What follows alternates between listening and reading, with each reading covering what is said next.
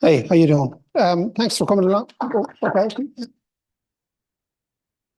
Okay, thanks for coming along. What I'm going to do is I'm going to run through this 45 minutes. There'll be about 10 slides. There's a couple of illustrated slides and things like that. It's going to be in the form of a talk, but there's also an aspect to it, which is like, I guess, a kind of a workshop. So I hope to kind of show you examples of kind of casings for archival equipment and for documents and for books. And I want to show you equipment which you use if you want to try and basically conserve your collections or preserve your collections. But before I do all that, I'll kind of get into the explanation of what preservation and conservation is. So I'll just start off with slide number 1. Now, you probably can't see this, but basically I'm going to read out local collections are as important as national collections. So you would have had a kind of a development from the emphasis been on national collections at the beginning of the state, or even when the British ruled, and local collections were basically ignored. If items were found archaeologically in Clare, they'd be removed to Dublin, or they'd probably be removed to London, or indeed all over the world. And as time has gone on, you've seen the development of local archives, of local libraries, of local institutions. And in tandem with this, we've seen the growth of local bodies and local societies, and much more people have been involved. And because of kind of communication through the internet and whatever, basically people are in touch with each other, and you have all these different societies and they're able to kind of interact. And it's great. It's absolutely great. Heritage is growing and growing, but maybe there is a certain lag behind in local archives, the kind of institutions that I would work in, to kind of keep to the same standards that you would have in national institutions. So for instance, we tend to take in an awful lot of collections, particularly photographic collections. And we might not have stored them in the past in absolutely the best kind of conditions, because we mightn't have had the resources, or we mightn't have had the wherewithal to kind of do it. But now we do, and it's getting better and better. And what we'd like to do now is we'd like to try and kind of share this knowledge with the local societies and the people who are at the coalface of research. Because in the same kind of level, research would have been hierarchical in the past, and you would have had these, I suppose, international or national historians, archaeologists, other people. And nowadays you have local historians, and it's not a term which it's kind of denigrated in the past, and now it's as important as national historians. And indeed, an awful lot of research, an awful lot more probably research is found at local level than at national level, because you have people out there and they're all basically activists, and they're all kind of recognizing things and seeing things and conserving things and preserving things. And kind of basically at the kind of coalface of this would be private collections. Most of them, they care to the highest degree, national collections. It's, not down to them and us, but preserve and conserve for all. So basically, we've got to be able to kind of share all of our knowledge with each other. And what I'd like to try and do tonight would be to kind of show you very simple ways to conserve and preserve your collections. In the past, there would have been a kind of an impetus to try and seize kind of stuff and collections, and to try and kind of centralize things and kind of put stuff together, and not kind of have diverse collections and diverse numbers of different people all over the place, basically kind of doing their own studies, but interacting with each other. And nowadays, it's more of a kind of a situation where the national collections, let's say in Dublin, they want to try and kind of give to the Clare Museum, or they want to give to Clare Libraries, or they want to give to Clare Archives, and they want more exhibitions done locally.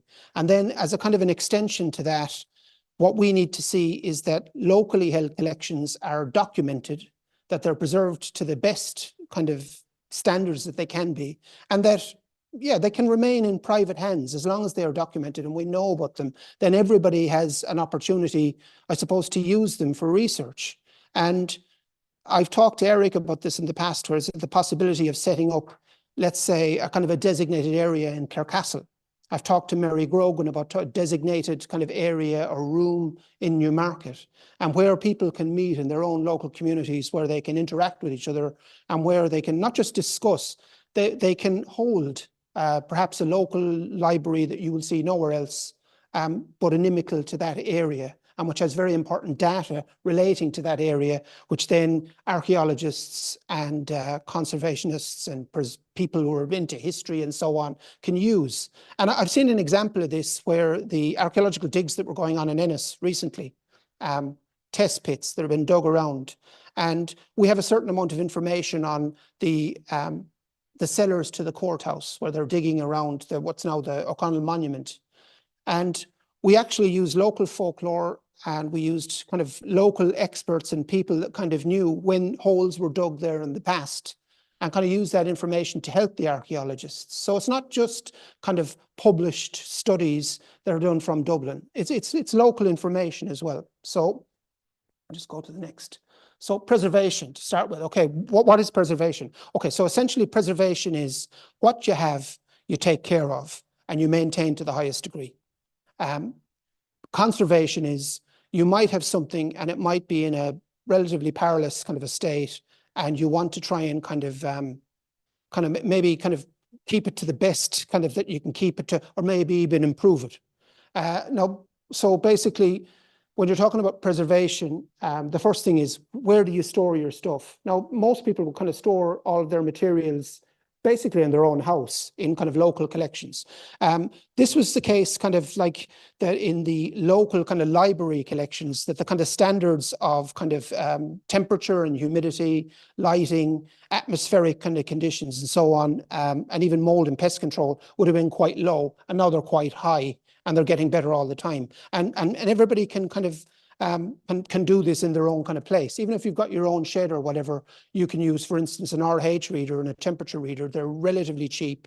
As we go along with this, I'm going to show kind of examples of these things, and I have details of kind of vendors that you can get stuff off, or maybe that your society can get stuff off, and that basically you can kind of keep kind of the place where you hold all your materials to the highest kind of level, and then also kind of conserve stuff. So what I'm kind of talking about here is temperature and relative humidity. The temperature, it says here, should be between 20 and 25 degrees Celsius. That's not necessarily true. What you really need is consistency in anything. You could have an extremely cold attic, and then you could have a house where the temperature varies up and down all the time. It's the variation is the problem. That's where the issue is. In the attic, as long as it remains stable, it's probably safer, which is why bogs are some of the safest place to keep even food for hundreds and hundreds of years. So if you're kind of thinking about storing you know, your books, I guess, or anything really, even things like cannonballs, which would seem, you know, really, really solid pieces of metal. Well, they're made of iron, and iron is something that's, it kind of reacts. It's not stable really, and you'd have to kind of keep it in stable temperature conditions. Light and lighting, well, you know, everybody knows the kind of damage that kind of can happen to books with from the sun and so on. It's essentially like that, but the lighting and the heat that kind of comes with lighting can lead to kind of mold, pest, kind of all kinds of other problems. And of course, it leads to atmospheric pollution. So all these things kind of feed into each other. You can basically have all kinds of problems in your house, basically from, let's say, the coal fire and from soot. That's always been the biggest problem for hundreds of years in the big house and the big house library. Most of the time when we try and clean collections, about 90% of what we're cleaning off old collections is soot from the fire that they would have had in the old library. So basically, just to kind of keep a watch for things like that, if you can kind of keep it in a relatively reasonably dark environment, stable environment, kind of a Goldilocks type environment, not too hot and not too cold, but basically steady. And that's what you're kind of looking for preservation. It's where you want to hold your stuff, and it's pretty common sense stuff, basically. In terms of conservation, now this is much more kind of, I suppose, difficult in a way, and it's also much more kind of convoluted and so on, but it's something that people are kind of frightened off by, but that they can do stuff. Obviously, the most kind of easiest way to do, I suppose, conservation is to digitize things. It's basically to make copies of things, to take photos of things in your phone. In the past, we would have had all these really convoluted machines for scanning things and for taking images off of things. And now you've got your phone, and the phone is as good as anything. It takes absolutely excellent images. What you can do with the images later on is you can save them as PDFs or you can save them as TIFFs, and you can use a technology called OCR technology, optical character recognition. And what it'll do, it'll make the actual picture of the words searchable. So in other words, you basically have an indexed document immediately. So it's great. So basically, I'm going to run through. If you're thinking of conserving, let's say, a book or some paper or some kind of audio-visual material or anything really, you select and assess the materials. So you've got to kind of take a kind of steps to understand what it is, the context of it, and kind of basically where it came from and so on. So there's a historical context, but there's the context of the item as a physical item. And I've taken the example later on of books. Bibliography in terms of the understanding of it as books as a physical item, not kind of what's written on the book, but the book, how is it made, what's it, and all that you can tell about that. And I'll talk about that. So basically you assess your item and then you kind of work out how it's damaged or what you want to do with it. Digitization, I've just talked about. Cleaning, well, yeah, so basically it says here, cleaning agents, solvents, nail varnish remover, water, cleaning pads, all that kind of stuff, fumigation, removing insects and so on. I'm going to talk about these later on. You can do all of these things, particularly kind of cleaning. Fumigation, I think, leave to the experts, basically. But there are things that you can do. There's certain chemicals, thymol. Thymol is the same as chemicals that's in fruit pastilles. And you can get it basically in a tub. And you can kind of dip your, basically brush into it and paint the pages. And it will kill off lignin. Lignin is probably one of the agents that contributes to foxing, which, again, I'll talk about later on. All this kind of damage that happens to paper, to tape, to audiovisual, and to all kinds of different kind of materials. So yeah, so step 4, debinding, stripping, retaining, sequence. You'll need specific tools for this. But what I'm talking about here is if you have, let's say, a book and the book is partially damaged and you want to basically either rebind it or you want to basically maybe encase it in a certain kind of a way, or you've got to understand what the kind of sequence of the original book was. It might not necessarily be page numbers. I'm going to give you an example of a book later on. It's a very famous book, Bunting's Music, History of Irish Music, but it's a particular edition of it where they've done some very, very odd things in the way in which they've printed, bound, and kind of created this book. And if you kind of didn't understand how books are kind of made, you wouldn't kind of understand how this thing was put together. And once you do, when you see kind of loose pages that you might have lying around, and you can kind of see, oh, these things are part of old books, so they might be part of something very, very old. Or in the case in Galway recently, they found Incanabula, which is basically a Gutenberg printed page, basically put into a 19th century book that some collector had put in, and the person luckily had a knowledge of bibliography and was able to kind of recognize this rather than kind of just kind of leave it as is. So acidification. Okay, so the two things I'm going to keep repeating about in the next couple of minutes are acid-free and lignin-proof. And if you kind of look at a box here, any really kind of good box, and you can't kind of see it, right? But it'll be stamped on it, acid-free, lignin-free. That'll be stamped in the box, right? And acid basically is anything that's kind of created with wood will have acid in it. Okay, so all kind of books, all materials, all paper, all kind of vellum, parchment, you name it, wouldn't have had any of this until you get to the 19th century. And then they start to create machine-produced books. They're created from wood pulp. Wood pulp has, as a constituent factor, a whole lot of acid in it, and they use acid in the construction of it. And that acid comes out, which is why you see this browning all around paper, and paper becomes brittle. And it's the biggest problem. And even though it might be in the book, as long as the casing is acid-free, and that'd be, let's say, tissue that you wrap around it. It might be Japanese paper that you put in between the pages. I'll show you all of these. Or it might be the book itself. The box itself for the book has to be acid-proof and lignin-free. Lignin is the other bad guy, which would be the microbial problem, which is that there's these little microscopic guys who are basically trying to eat your book. And basically you see this little browning on the pages, and you see all of these other issues that happen. You see these little black dots and so on. when I kind of mentioned kind of things like mice and kind of problems from kind of like bookworms and all kinds of other things, they're as nothing compared to microbial damage, because the microbes are in the air. They're all around us. They're here all the time. They're part of us. We breathe them on it. Strangely enough, our hands are amongst the least dangerous things for books. The only problem with your hands is the salt that's produced through your sweat. And that can cause problems, but really that's more for photographs and things like that. For books itself, you can kind of handle them and do whatever you want. And another thing is, within science, theories change. And when I was at college 30 plus years ago, everybody handled all these kind of items with these gloves, these cotton gloves. They look like one of these kind of 1930s pianists or whatever. And now that's kind of gone. Either people have these kind of plastic, kind of close-fitting gloves if it might be a danger to you, that it might be basically that something dirty in the book or whatever. But generally handle it with your hands. And the reason for that is because all these people were handling all this stuff with these cotton gloves, and they were tearing newspapers, tearing pages, they were destroying the book. So basically acidification, it's really, really dangerous. It's probably the biggest kind of danger. You can immerse the page or brush on with simple water or lime water. Yeah, that's actually good there now. So for deacidification, the kind of H2O that you'd see in health and safety kind of kits, the really, really pure water. If you kind of basically brush a page of a fairly new book with that, and you think that, kind of that it would have a problem that it's brittle or whatever, that's the best thing you can do for it. Natural kind of solutions are really, really good. Lamination, drying, pressing, rebinding, that's really, really more kind of complicated stuff. I'll talk about it. It's cheap enough stuff to get. You can get this Japanese paper. The Japanese are the leaders historically in kind of preserving and kind of keeping documents.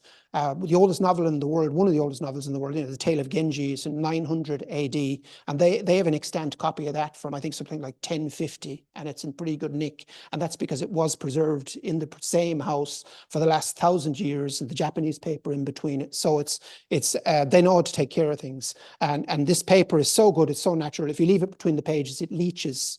Kind of whatever kind of nasties are going to be there, and they take it and they periodically change this over a number of years. And then, of course, at the end, correct handling and storage, kind of based again on what I was talking about there, your gloves and so on and so forth. But as well as that, and I'll just see here now. So I'm kind of said here, for instance, acid-free and lignin-free. Brass staples. Okay, everybody talks about what's the danger to the paper? Paper is unbelievably resilient, even if there's acid within it, even if there's lignin within it, even if there's microbes there and all that. What's the biggest danger? Staples and paper clips. They're steel, they're iron. It's particularly reactive. This stuff, brass, absolutely non-reactive. You can leave brass staples in, you can put brass paper clips in, and it will last for a very, very, very long time. The Irish Civil Service has been doing it for some of the most important documents since the 1920s. There's not a problem with them. It was done from treaties in France from the 16th century that they recognized that these steel or iron kind of holdings for documents were causing trouble. And you can see it yourself. I think I might even have examples here to kind of show you.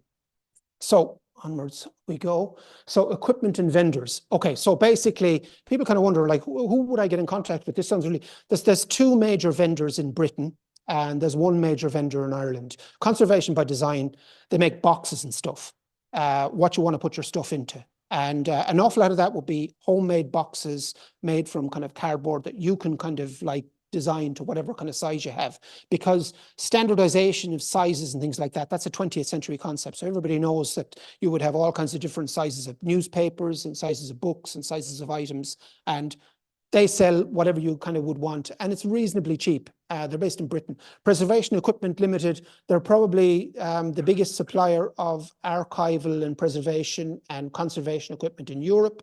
They're very, very good. The Archival Box Company based in Wicklow are the main supplier, acid-free boxes and so on, to the National Archives. Very, very, very good. Basically, this is one of theirs. Okay, so this is a kind of a standing polypropylene box. So basically it's a cardboard box, but it's got this kind of plasticky stuff called polypropylene kind of run through it. So it's really, really, really strong and tough. And inside it, you can kind of keep something like this, basically your photographic album, which would be really, you know, kind of quite in a perilous state, but basically, yeah, you can. It'll take good care of it. By the way, if you are storing photographic albums, try and get these upright standing boxes, and stand your photo album like this. Okay, so basically, kind of with the binding kind of out, basically with the 2 pages, you know, the open part of the book down like this, upper part up like this, and then put it upright. And the reason for that is basically it'll open out like a fan, and there'll be some kind of gap between the pages, and the emulsion that's on the photographs will preserve for longer. So it's just something that kind of I'll talk about photographic kind of processes and gelatin and all this stuff that's on photographs and the different things between kind of glass plates and all this kind of stuff later on. But basically, that's a good rule of thumb. Whatever you have of photographs or of slides or of anything like that, hold it upright where at all possible. Try and keep it upright. Don't kind of lie them down on top of each other. The same goes for maps. If you can at all, try and hang maps.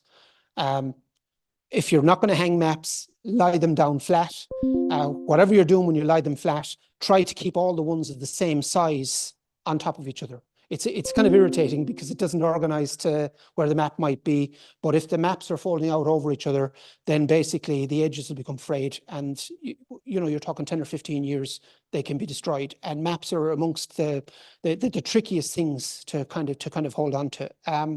Actually, in an awful lot of auctioneering offices, you see the maps folded up into kind of 4s and things like that. And that's actually a really, really good way to hold a map. Have I got it here? I don't know if I do.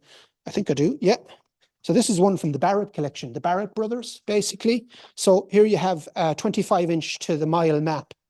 And I don't know if you know, but a 25-inch to the mile map is actually a 25.344 inch to the mile map.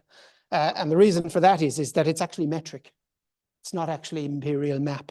The British Army by 1878 realized that the imperial system was rubbish, and that basically they had to go metric, but they didn't want to admit it. So they basically said everything was, instead of being a 6-inch to the mile map as it was in 1838, it became a 25.344 to the mile map. And what it actually is, it's 1 to 2,500 scale. Metric map on the French style. Basically, the modern discovery maps we have are 1 to 50,000. So this is 20 times bigger than that guy. Basically, they're absolutely amazing maps. But basically, yeah, sorry, it's in fantastic nick. It's about 100 years old, and it's a cool mean. And, you know, if you see, I've seen hanging versions, rolled up versions. That's what I wanted to say. Sorry. The rolled up version is the most dangerous one for maps. Okay. Because rolling it, unrolling it, taking whatever off the edges, but for whatever reason, the edges all dry out at the end and they become frayed and become brittle. And maps are the most susceptible to foxing. And foxing is that brown little circular brown kind of thing you see. We don't actually know what browning is. Scientists, they can't actually figure it out. Right. So anyway, yeah. So for equipment, that's the guys you can go to. So basically, as I've said, acid-proof boxes, lignin-free boxes, brass staples. Again, talking about the brass, basically it says the acid-proof and lignin-free, and then you see all these little brass guys all around. And it's really very, very strong. And it's run through with polypropylene, which is a natural form of plastic. The most kind of used product name for polypropylene and polyester is Mylar. And you'll see them talking about these Mylar kind of pockets, Mylar packaging. Mylar's brilliant. It's biodegradable plastic. It's absolutely natural. It won't react with the stuff that you have, and you should kind of go for it. So basically, yeah, so you got Mylar and polyester sleeves, magnifying glasses. Okay, so basically you've got the kind of ones that kind of Sherlock Holmes uses.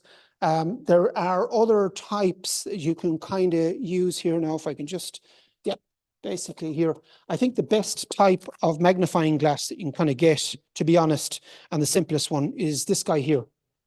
And it's as simple as anything like that. Okay, so it's inside like that. It's about 6 to 1. It's really, really good for maps or anything else. If you want to get into any other kind of detail, you can get one of these guys here, and it's got the little light on the end. It's like the little doctor's one. This one really is only kind of good if you're trying to decipher Dunboyne, basically clippings. Things like that, okay? Really, really, really, really, really small clippings from about 1840 that somebody has photographed and put on microfilm and put to 1.5 times smaller than they were in the newspaper.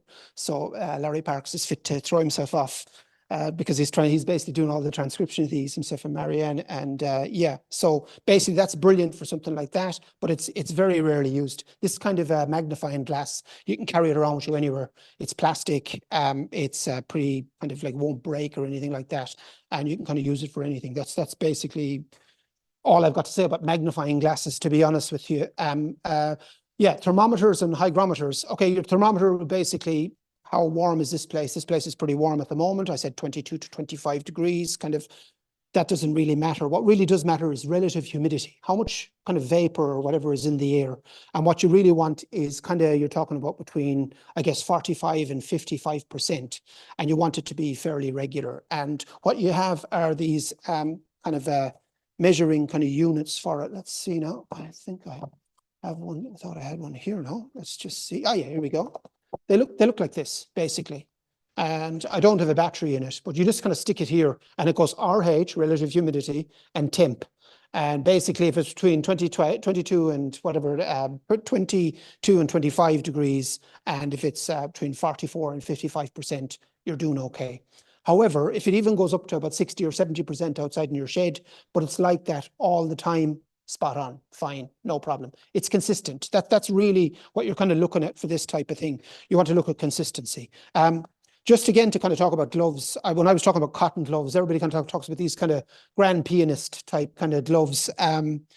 Look, they're good for kind of sorting through, I guess, kind of archival items and kind of archaeological items and things like that. And for presentation, it looks kind of good. You look like a magician when you're kind of presenting things. That's great. But to be honest, you know, if you want it to be kind of safe, just your normal old kind of plastic gloves. And then these guys, these kind of stronger kind of plastic gloves, if you're actually doing cleaning work and you're kind of cleaning things and you've got a fear that you might cut your finger or something like that.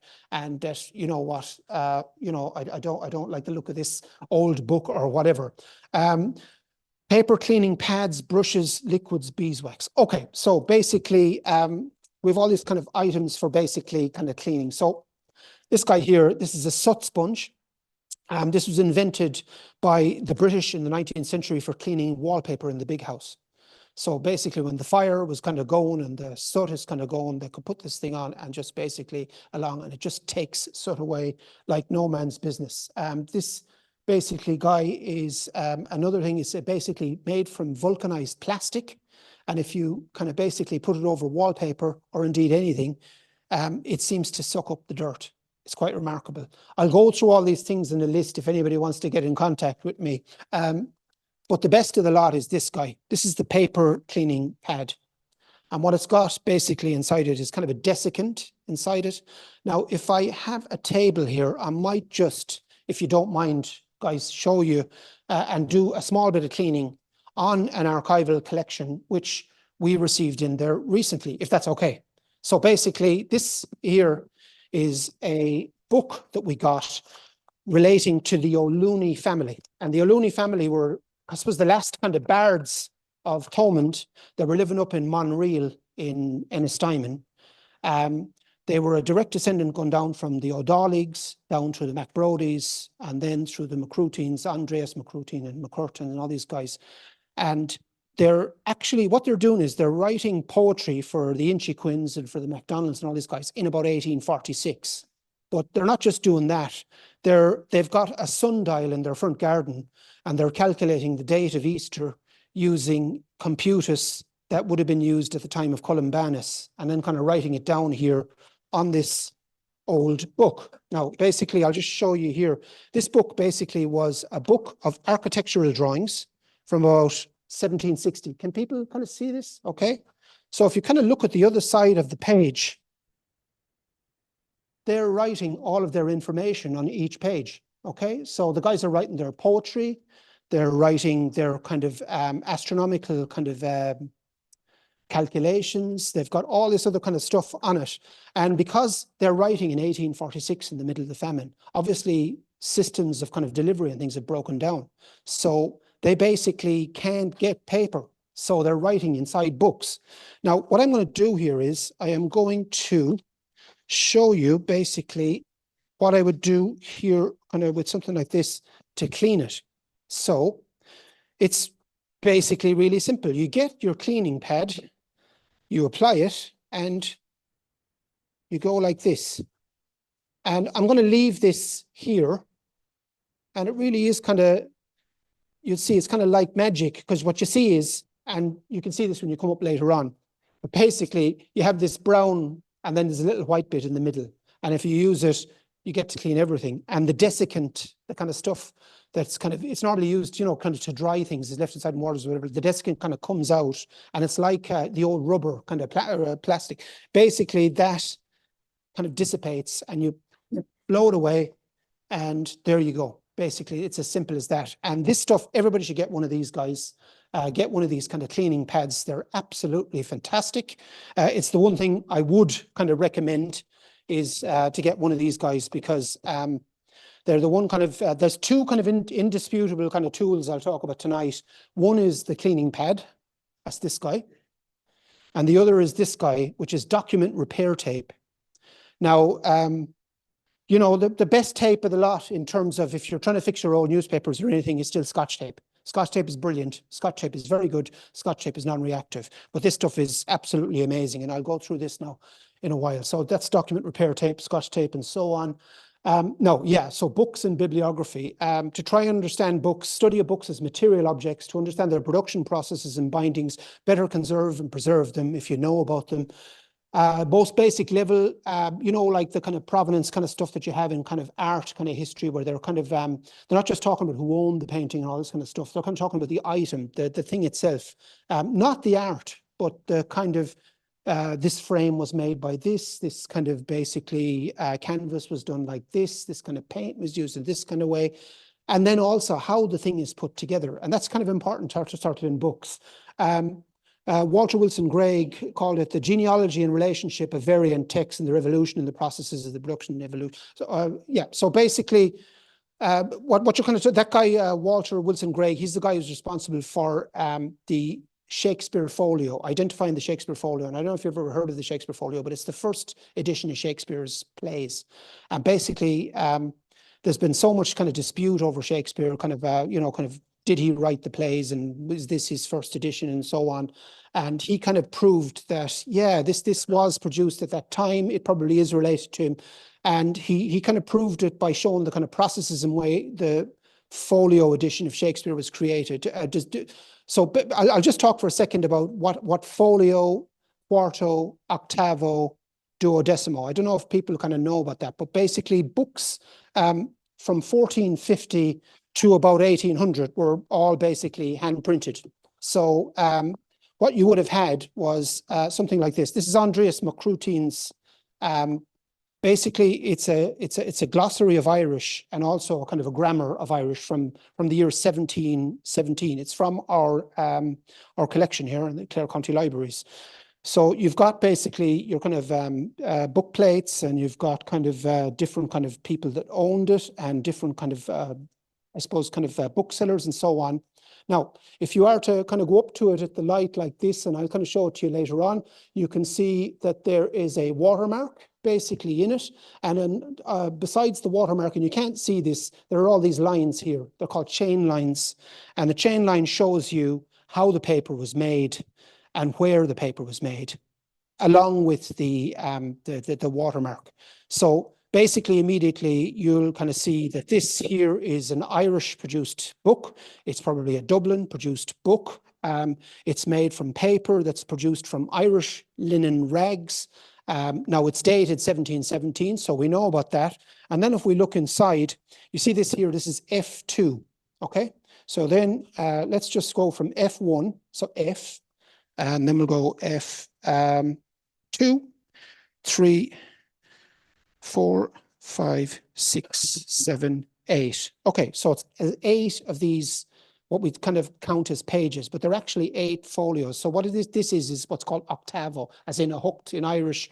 And what that means is that originally you would have had a big, huge sheet of paper. And the way paper was created was they threw a whole load of linen rags into a vat. The vat eventually was turned into a kind of a pulp. The pulp fell down onto a kind of a mesh of wires. The wires were pushed up and down, pushed up and down, pushed up and down, and eventually creates a page. And it's a big, huge page. And the page is, let's say, A1 size. And it's the way in which you divide up that page. You divide it up as a folio. That would be you divide it in 2. So you've got 2 leaves, but 4 pages. You divide it in 4, you get a quarto. You've got 4 leaves, 8 pages. Divided in 8 octavo, like this one, you've got kind of 8 leaves and 16 pages. And then and onwards it goes. And that little if, that has nothing to do with the page in the book. But what it is you can imagine if this kind of piece of, this huge piece of kind of like paper that basically has all these things, and all the pages haven't been cut apart. But what they're going to do is they're going to put the whole lot in together and print it all in one go. And if you can recognize what's going to be on all the different sides in the one page, then that minimizes your production process and all the settings and everything, you can do it. So if you see one of these pages and you see an F2, and then you kind of like basically kind of might find another one with an F8. You kind of, oh, this is an octavo. An octavo is a hand-printed type of book that kind of dies out about the 1780s. So you kind of know all of a sudden, okay, this is before. It might be something now, let's say a Bible or something like that. So how the hell do you date that? What you can do is, and it might be in Latin, it might be in Greek, but what you can, by the process of the way in which this thing was produced, find out a huge amount of information. And it's in just loose pages that you have in your own collections, and understand what these books are. More importantly, what editions they are. If there are annotations on them, if the annotations are really true. So for instance, if you have a Brian Merriman annotation on a particular thing like this, and you kind of go, oh, hold on a minute, it's got the F2 and whatever on this. This is pre-1760, so this is right in the ballpark for dear old Brian. This is great, excellent. But then you find out it's a machine-produced paper and so on, which would be from about 1810. Well, then you know it's a fake. Somebody just wrote in kind of, and you can understand from the way in which the kind of production in which it's going to create. That's the kind of thing I'm kind of talking about. So I'm telling you, paper production, undyed linen rags, sizes of paper, imperial, which is basically kind of like A1. And then A1 is huge, A2 is half of that, A3 is what we see in the photocopier, the big one, A4 is half of A3, and so it goes on like that. In position, lying out of the page is folio, been the big kind of folded page, quarter, octavo, and duodecimo. I have an example here of a duodecimo book, and I want to kind of show it to you, and you can kind of basically kind of bring it around with you. So what I've got is 2 editions, and these are my own. This is a first edition of Goldsmith's Citizen of the World, 1763, produced by Ewing Brothers of Dublin. In the Kingdom of Ireland in the second half of the 1700s, some of the best printers and publishers in Europe, if not the world, were based in Ireland, in Dublin. It was a boom time, the first Celtic Tiger. This one here was produced in London in the first decade of the 19th century. It's been rebound because it was basically in really bad shape, and it's been rebound and it's been repaired.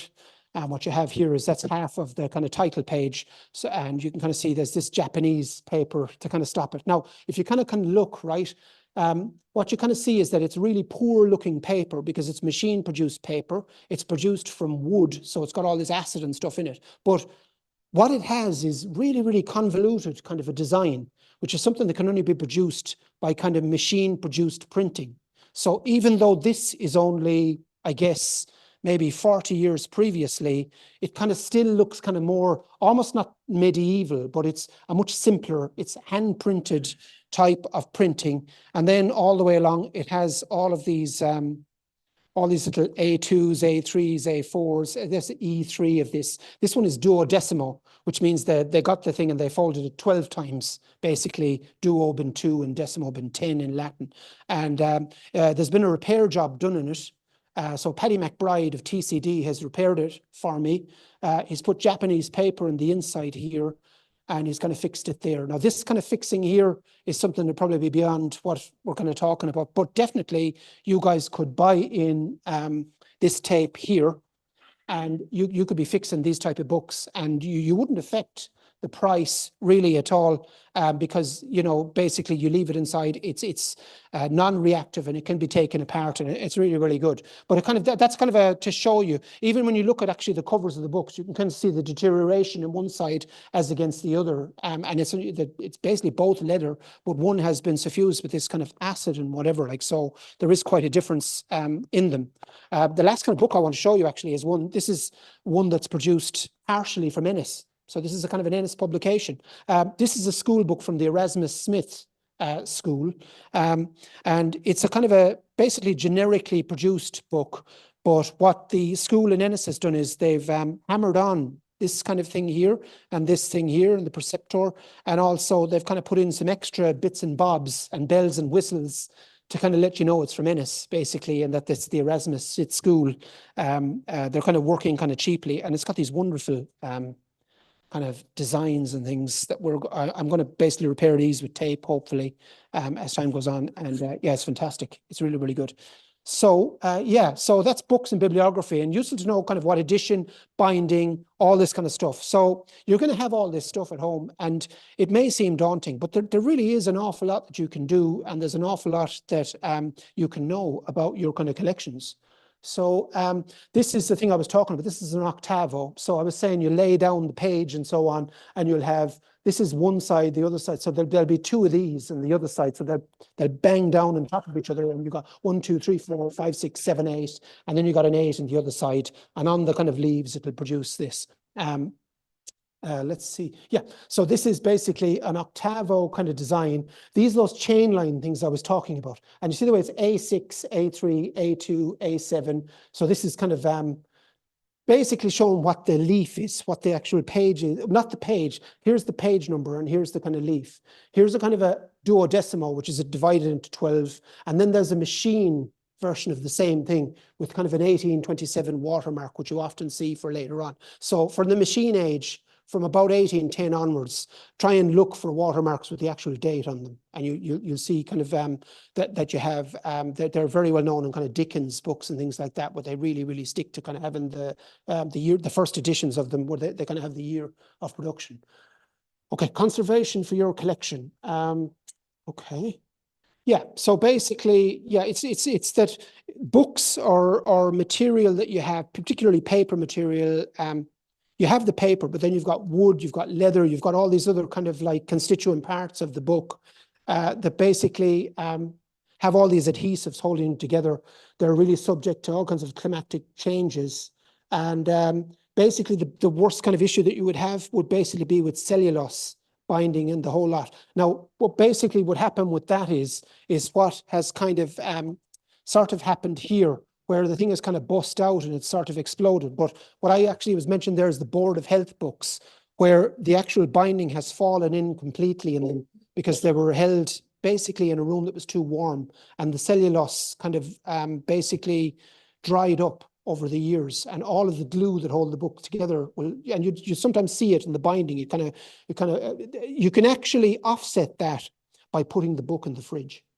So if you put a book in deep freeze, it can actually basically make it kind of come out a bit. And there's a company called Harwell's. They're an English kind of a conservation company, and they've got a great kind of a blog on their website, and you should look it up on kind of like tips to do kind of in your kitchen with your book or whatever. And there's actually amazing stuff that you can do that's quite safe and so on. So in terms of your own collection, you can care for your documents, and I don't go sticking them all in the freezer now, just kind of maybe just basically just care for your documents. I suppose the biggest thing for conservation would be shelving. You've got to basically have the right size shelves. They've got to be sufficiently out. They've got to be enough space between them. Always put something to hold the books up at the end. And the only thing I ever say as a librarian to people is that when you're storing kind of books on a shelf, basically, you've got like all your books here together, right? You put them out right to the front of the shelf, right onto the edge. You don't push them in, okay? And you never do this. You never, ever do that, okay? Can you see that? You know, because it breaks it. You see the top is broken in this? What you do is you go, okay? You get the two books at the side, you push them in, and you take If you went up to the TCD library and you went like that, he'd give you a slap across the head with the book, basically, because it's the no, it's the thing you don't do with books. So all of your books, no matter what kind of paperbacks or anything they are, bring them all out to the front of the shelf, okay? And basically push that one, and take the book out. Put the book back in. That's it. And they'll stay, you'll be twice as good as if you hadn't done that with them, because otherwise the binding will get wrecked, okay? Biological enemies, animals, forget about animals, that's whatever, mice and that, insects and microorganisms, droppings, bookworms, silverfish. Yeah, silverfish is a problem where you live in apartment complexes and things like that, where basically you might have an issue with your piping and things like that, and somebody from another kind of in water and whatever. Even if you got water inundation from a flooding, you're not going to get silverfish with them. It's something that's kind of chronic, you know, and it's something that kind of happens really in apartment buildings. So if you're living in an apartment complex, watch out for silverfish, and you can look up what to do about them, basically. I mean, it's generally try and keep it as dry as possible. Spiders, cocoons. Yeah, people think spiders are great because they kind of keep away other insects and so on and so forth. The cocoons are particularly bad for paper. If you see anything like that around, clear them out, get rid of them. They're really, really bad for the paper. They're particularly bad for the machine paper and stuff from the 19th century. And then foxing. Okay, so basically foxing is this little brown thing that kind of comes. The only thing I can say about foxing is the more consistent the kind of storage kind of setup that you have, foxing doesn't seem to appear, but nobody actually knows what it is, except that it is microbial because it seems to grow, but they don't actually know. And if you kind of Google it, you'll get a million different explanations. I'm sure I kind of probably have things here. Yeah, biggest problem anyway for books is kind of dirty fingers. Basically, clean hands, better than gloves, absolutely true. Never eat your food near books, and so on. Insects, yeah. So insects, any kind of insects that are going after your books are going after lignin. And the lignin that's growing in the books, so the microbial thing, that lignin that I'm on about, it's actually what it might kind of invite insects to do. So that's what you got to watch out for there. Basic conservation work, clean your area. You can fumigate a book yourself. You can get thymol, or you can get chloroform. You can put it in a jug and you can put the book into it. You can look this up on YouTube. I would recommend you never do it, basically, but you can. There is one company, Harwell's, absolutely, have a look at their site. They're really, really good. They'll basically deal with whatever you need to deal with. If you do get any kind of inundation of water or insects or anything at all, and you don't know what to do, and you want to give it to a company, or you want to put it in your freezer, put it in your freezer for a couple of days, it'll kill everything in it. A company like Harwell's can put it in something that's very, very, very cold indeed, particularly if you have clothes and things like that. Let's say you've got a collection of clothes, really, really old clothes from back in the day. They can put it in a really, really cold, dry freezer and just kill anything that's in it, and it'll preserve it for much longer. Book repair companies in Ireland, yeah, you've got Kennedy's Bindery in Galway. They're the nearest one to us. The best one, I think, for me would be the Pat McBride Conservation Studio. And I just want to show you that bunting edition. So first of all, when Pat does, I got a loan of this now from the RTE archive for this.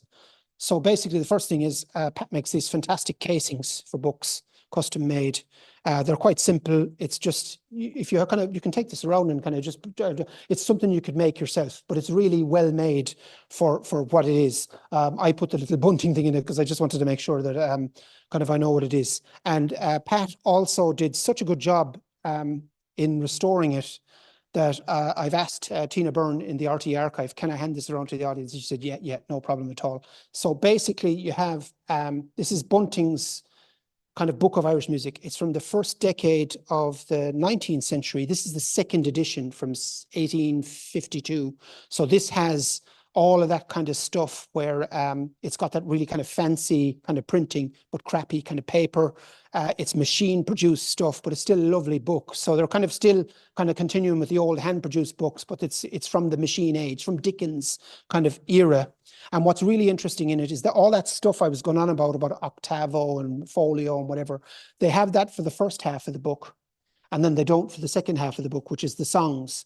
And when we were trying to kind of do bibliographical analysis in this, we couldn't figure out that basically if you look at the bibliographical description, there's only 2 or 3 gaps between the A, B, C, D thing at the bottom of the page, which would suggest that it's a folio like Shakespeare. But we know the Shakespeare folio book is about 4 foot by whatever, and that's the normal size. Whereas this really is an octavo, which is like basically, you can have a smaller octavo, which is divided into 8, like that picture I had there, or you can have a much larger one like this, but it's the largest you can get.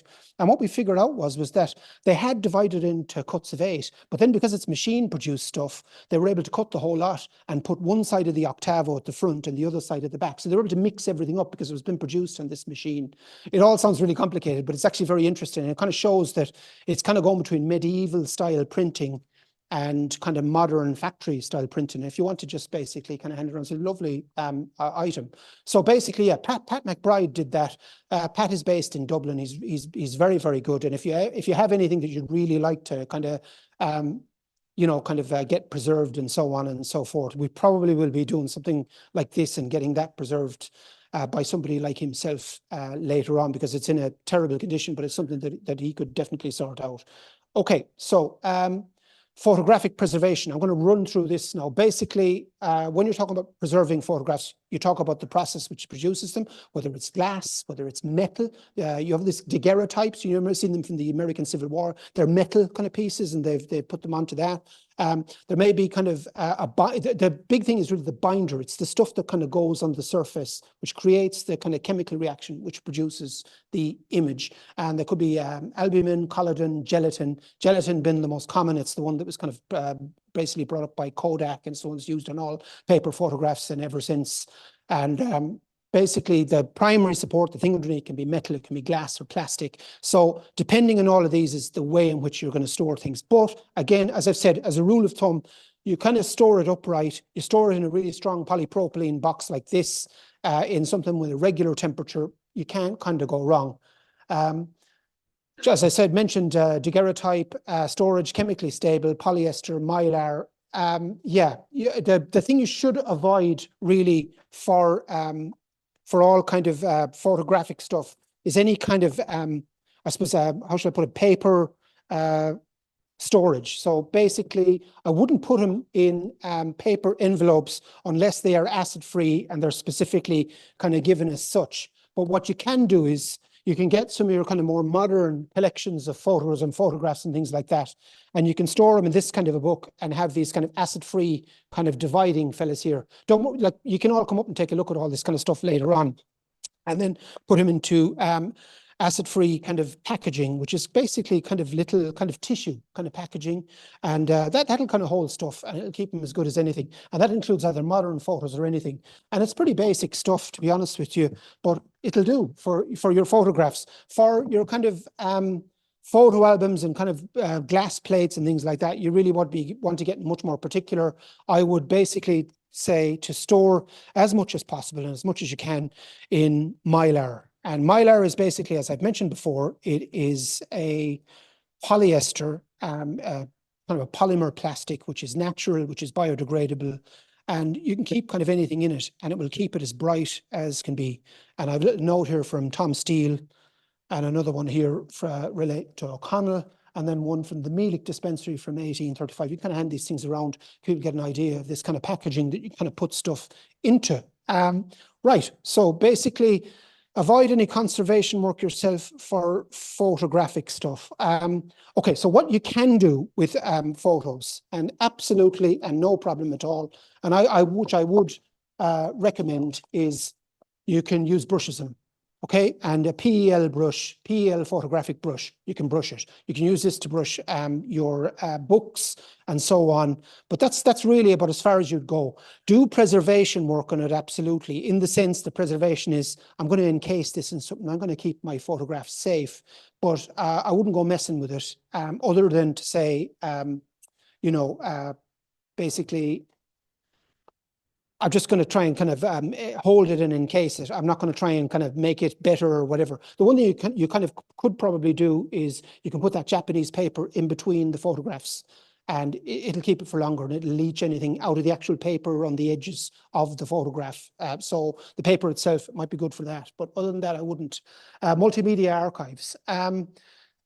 everybody here has recordings. You've got all this kind of stuff that people have been doing with folklore, Quiven and Clare, the Clare Castle, and all these other kind of groups. They're doing this recording people, and it's kind of what to do with it. And I'm going to talk at the end about the problem with kind of digital archives and stuff on the cloud and all this kind of problem with preservation of all these things. But people do kind of try and wonder, what are we going to do? Now, one of the big things that there's an improvement in the local archives is that people like Jackie Dermody in the website and that have actually got involved in basically archiving sound and audiovisual materials and then putting them up on our kind of server and on other servers. And as a result, they've kind of developed skills in kind of recording, saving, maintaining all these kind of different media. And it's a real problem. Like the most stable kind of media is stone. It's lasted the longest time. And then, you know, vellum lasts thousands of years. Parchment, goat skin as against calf skin,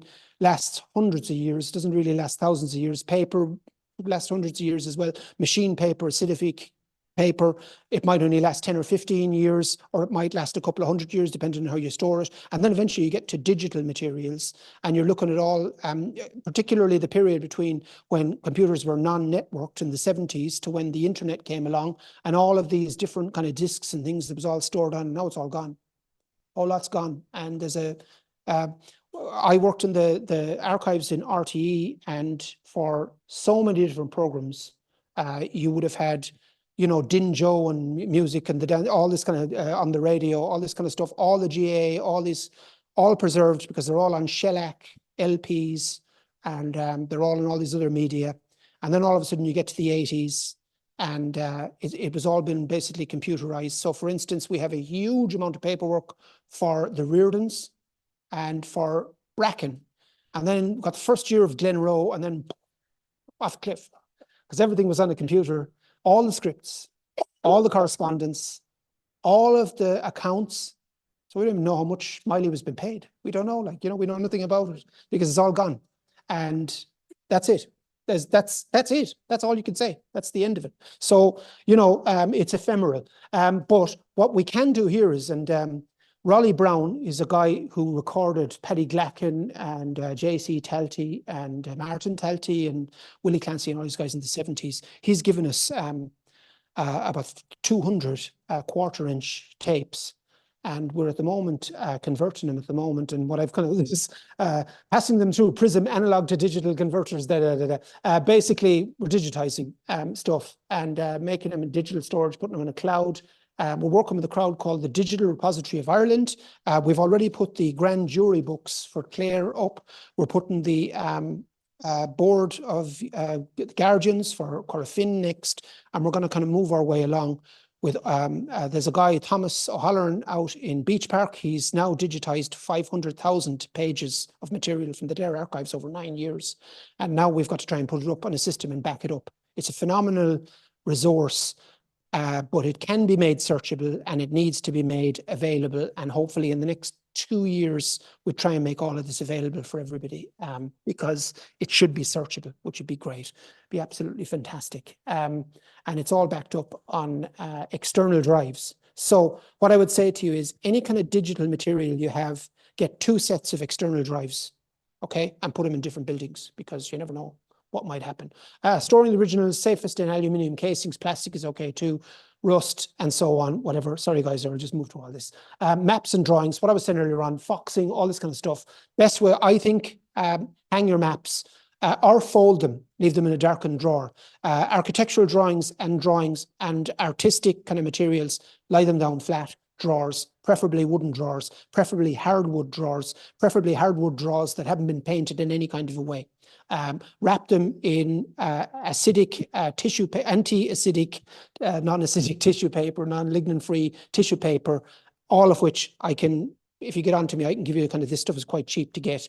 Rolling maps up causes pressure, it causes embrittlement on the edges. It's really dangerous for them.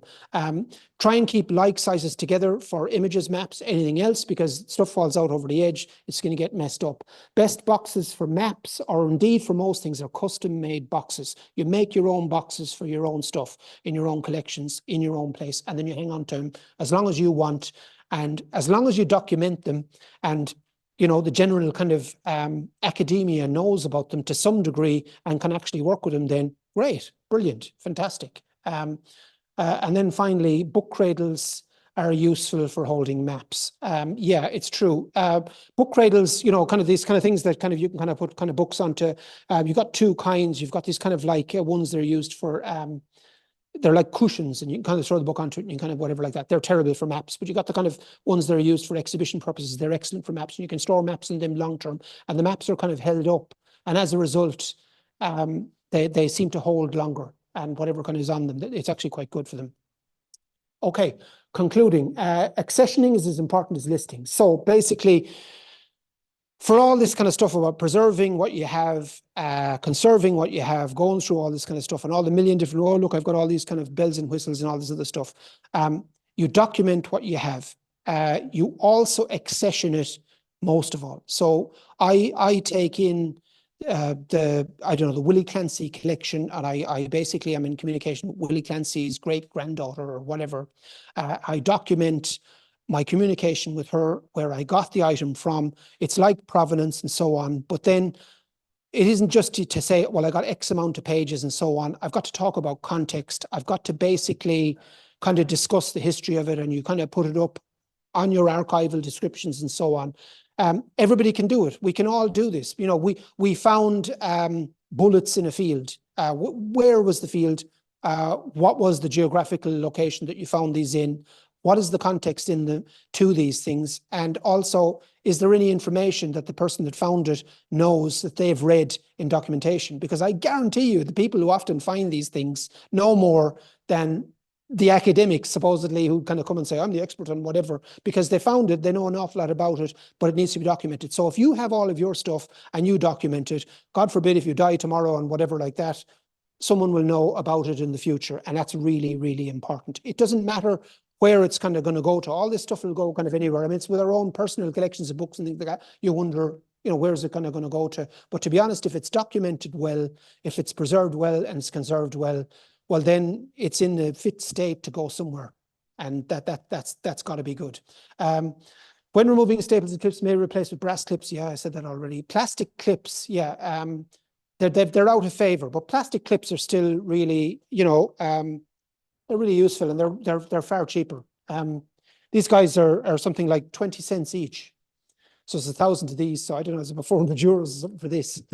Whereas this is 12.50 basically. So, you know, you're probably better off to go with plastic because it's cheaper. But if you have something that is of genuine value, might be a historical family document or something like that, I would recommend using brass, because you want to maintain it for the future, and plastic mightn't be as good for that. In your own collections, keep an eye out for finding aids, which are often buried within. Going through the Barrett collection recently, we found an alphabetical set of files which basically were Joe Barrett's personality files. And it was kind of like what I think about kind of people around the county or whatever. And it's fantastic. It really is a sort of a finding aid for the Barretts and their friends and their extended group and their family group. And it's an absolutely amazing finding aid. And you find these things inside in collections that are really inimical to the person who's created them, and they're amazing. So it's you know, we can document things, we can catalog things, but people have kind of put things in, and these finding aids are amazing. And always keep an eye out from kind of within the kind of collection.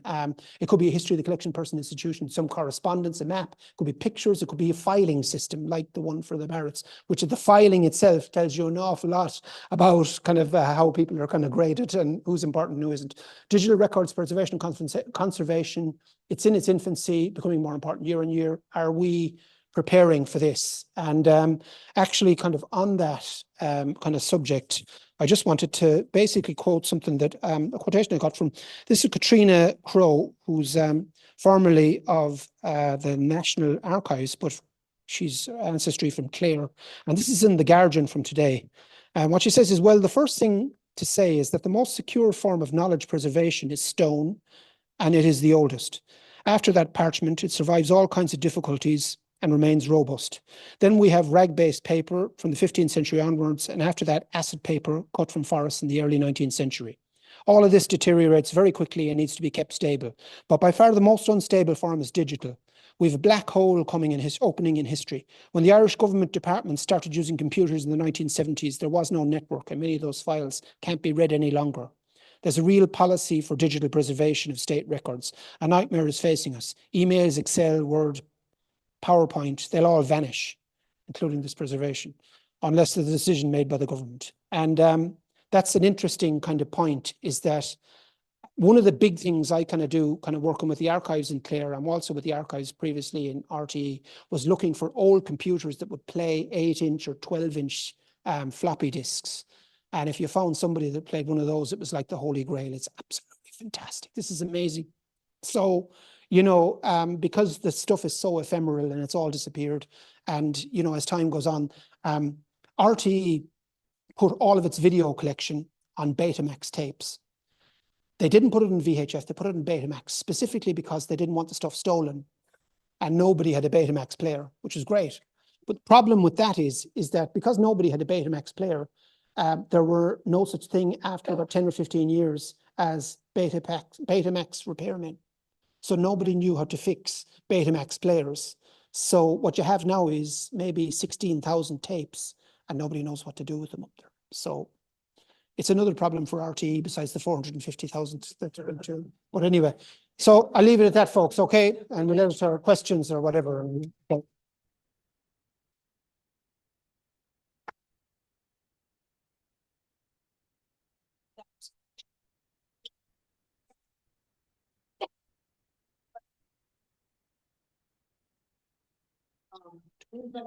Questions about communication or particular that they want to ask about? Yes, photo negatives, yeah. Yeah, okay. So basically, photo negatives are one of those kind of things that you could preserve basically in plastic. This is your standard Mylar plastic photo negative holder and photo negative. You can kind of put them here. You can see the kind of, you can kind of just run them in like that. And I've seen versions of these from the 1940s in the National Archives. So they keep for 80 years anyway. So, and they're absolutely perfect. So that's exactly. Sorry? Scanning the negatives to them and you have to put a damage. Well, okay, so there's different ways in which you can kind of produce from kind of negatives, and you know, you can kind of do the old fashioned, but to be honest with you, an awful lot of digital preservation is now basically, they have cameras and they take photos of things, okay? And then they just jig around with it in Photoshop. That's basically it. So you take a photo of the negative and then he just basically kind of just reverses it or flips it or whatever, and all of a sudden it's positive. And then he can insert the color, he can do what he wants with it. And that generally is an awful lot of how things are preserved. They've preserved The Wizard of Oz recently. And what they did was they put it up on a big cinema screen and they stuck a camera and they filmed it. They filmed the film being shown. And then that was in a digital film camera that they did it on. And then they put it in Photoshop. And Bob's your uncle. Basically, that's it.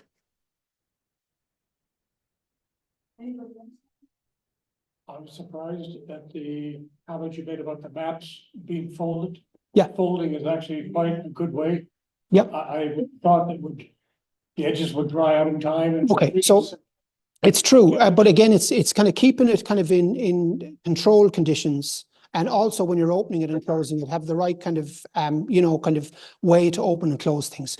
But I always say a rule of thumb is this guy again, and all the corners put document tape on the edge of it, okay? And put document tape on the edge of the book. You can take it off in the future. It's not going to damage the paper. It doesn't react, and it keeps it and preserves it. It's like the old, you know, that you used to have on your jumper years ago. It's great. So.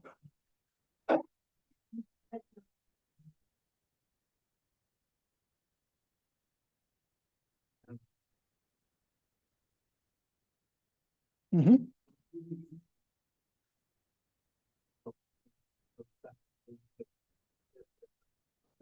Yeah. Yeah. Look.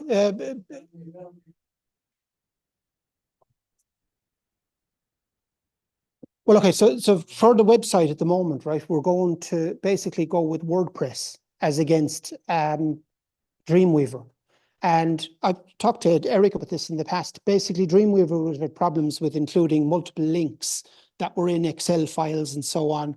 And it seems that WordPress doesn't. So what we'd be able to do is to kind of embed kind of things within the actual kind of text itself, and maybe not have to include as many third-party kind of files like Excel files and things like that, and have it basically as a part of the actual kind of code. And that's kind of useful in the sense that if the file were to corrupt or anything, and that is a problem, like when you have all these different file formats, some of which may fail in the future. What are you going to do with them? If you can put them in the body of the text of the structure of the website, that's the answer I would say there. No. So that's it. Yeah, it's that you don't have to go into the file. You're just there. It's there. It's a link. Actually, it's in the page, and you have it for a lot of stuff. But it has been much more difficult to do. So, for instance, on Dreamweaver, it would have been very, very hard to put in spreadsheets and all these kind of like lines and the squares and all these things, and you couldn't do it. You can do that in WordPress. So we'll probably try and copy everything and put it in the actual site, and not have third-party files from other companies like Microsoft, so Excel or Word or things like that, that you're kind of dependent on Bill Gates or whoever to kind of, he's going to do a good job, God bless him, and so on. We can kind of take care of it ourselves. Audio recordings, reference there to the choice, and the preferred method is WAV, W-A-V. WAV, yeah. WAV. Yeah, sure. Well, yeah, so you can have MP2s and MP3s and MP4s. Yeah. Problem with those is that they're basically, again, they're linked into companies, and companies that are themselves have started to do stuff like Apple. So basically you kind of have them kind of changing kind of people's access to them maybe in the future. You have kind of the kind of thing that they'll make them kind of unworkable, and that you would have to upgrade them to an MP5, an MP6, an MP7. Whereas a WAV is something that's kind of open source, and it's something that basically we all can kind of share. And open source is good. It means we all own it, and they don't kind of touch that kind of format. No. We can hear. I can hear. No, I got there. Yeah. Sure.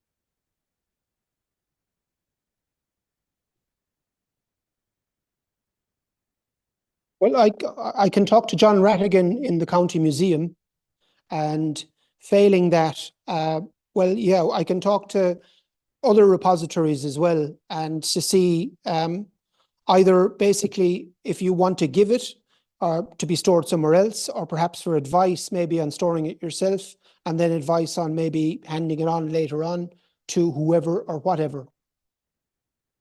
So if you want to get my contact details, you can get in contact with me about that, and I can give you the contact details.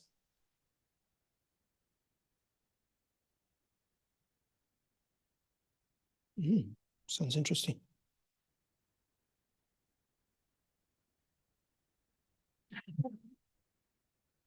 Very good.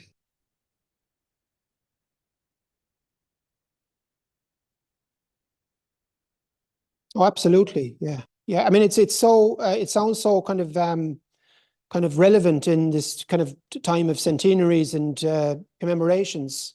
It sounds really interesting piece.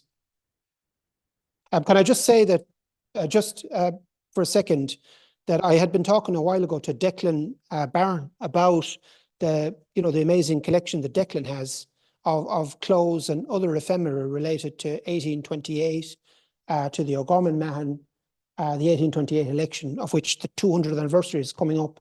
And we talked about kind of possibly, God, could we organise something like McParlin's shop in Ennis, which is owned by the council, and get it as a kind of a display area and things like that. Because it's, and I've looked at it, it's in the context of kind of Clare, it's absolutely unique.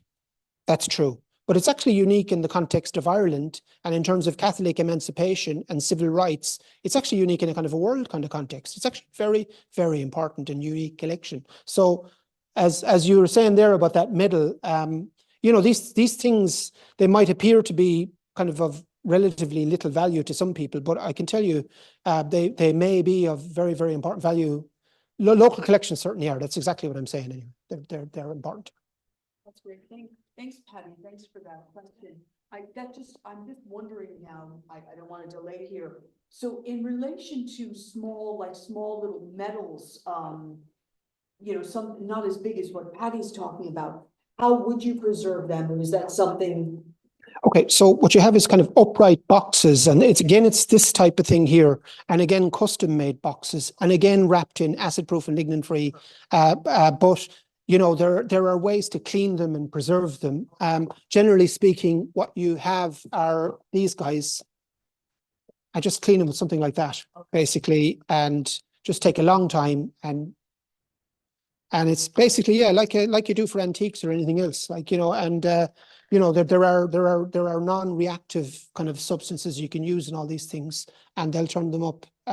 Those medals always turn up exactly as new. They're absolutely fantastic. And what's great about medals is when you get the full set.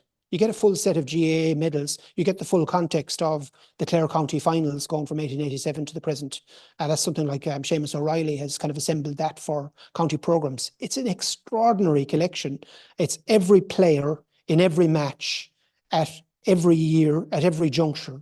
And I had a query the other day about the breaking up of the basically the Clare GAA councils into two councils during the Civil War, and how Paddy Kennedy was assassinated, and then Canon Michael Hamilton went with the pro-treaty side, and then there was an anti-treaty board, and they all formed different teams, and sometimes the player played for one team and then ran across the town and played for another team, which shows that it wasn't as bad as you would have thought. And it's amazing. It's in his book, right? But it's all in the kind of programs and stuff that he had. And it's when he shows you the sources, and they're absolutely unparalleled. They're unparalleled in the GAA museum. They're unparalleled all around the world. And this guy has them in Ennis, you know. Incredible.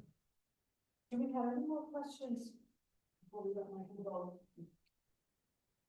Can you come up? Can people still come up and see? Yeah, of course. Yeah, absolutely. You can look at these books and that. I can basically, yeah. Yeah, sure. Absolutely, yeah. Yeah.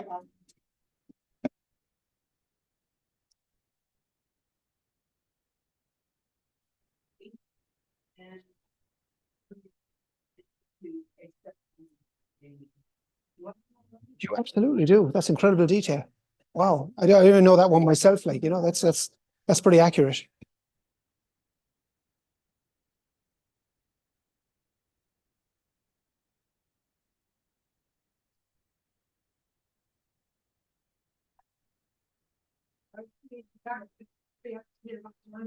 Okay, yeah, sure. Sorry, guys. Okay, listen. Anytime anybody want to call in and you know yourselves. Okay, no problem at all. Fantastic. Thanks very much. Oh yeah, far away. Just let's take a look. Sorry about that. No, I'll get out as quick as I can. I'll get you out of your way. Sorry about that with the presentation. It's just I thought I'd sent them on and whatever.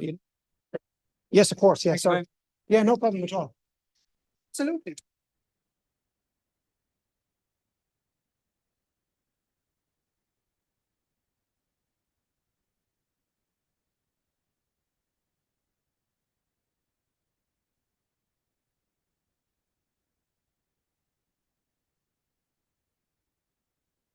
Recording stopped.